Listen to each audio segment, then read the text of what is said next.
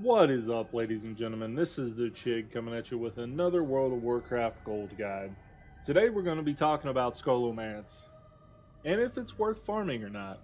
But before we get started, go ahead and tell you to hit that subscribe button, hit that bell notification icon, because once we hit 1,000 subscribers, we are giving away a Razer headset, and I am excited to do so. If you feel like supporting the channel, go ahead and subscribe. Go ahead and hit that bell notification icon, and if you feel like throwing $1 my way, I'll have a link to my Patreon in the description down below. Anyways, let's get started. Scholomance is a pretty easy dungeon. It's good for about 50k gold an hour most of the time. There's a couple of things I don't like about it. One of the things I don't like about it is this room right here. There's a lot of mobs in here, unless you kill the boss first. You gotta make sure you kill the boss last, or she will kill all of the mobs that are in there, and you won't get to loot them, and it's kind of annoying. So make a little loop around the room, make sure you're not too close to her back here, kill all the mobs, get a 200 gold, whatever the heck that was, and then kill her last so that her little ability there doesn't wreck all of the mobs in the room. So when you kill her, this door opens, so you run this way, go down here. In this next room, there's nothing really exciting.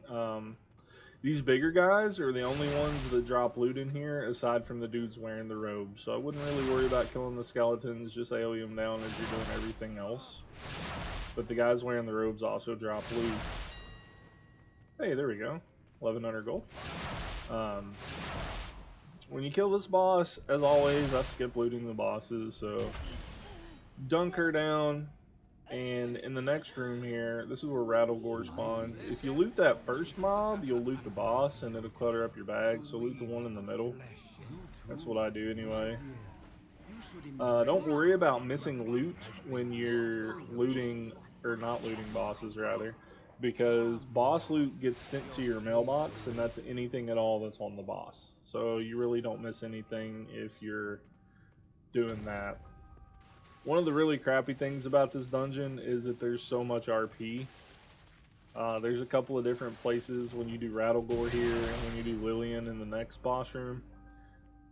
There is just RP, and there's nothing you can do about it. So this is one of the better rooms in the dungeon for loot because there's so much trash in here. 2400. Heck yeah. We'll take that. And so a couple of these dudes in red pat, so you want to make sure you get them. See, there's one there. But like, they check the corpses on the ground and they check the bookshelves and stuff. So once you open this door, it starts her RP. So you just wait. Kind of twiddle your thumbs here while he talks and tells her that he's gonna control her and all that nonsense. So after you kill Lillian, or reduce her HP to 1, I guess.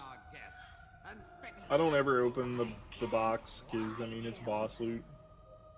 So we don't kill the last 2 bosses in here, because it doesn't really matter. This is the best room for Transmog in the dungeon, because it's got the best density with the closest proximity.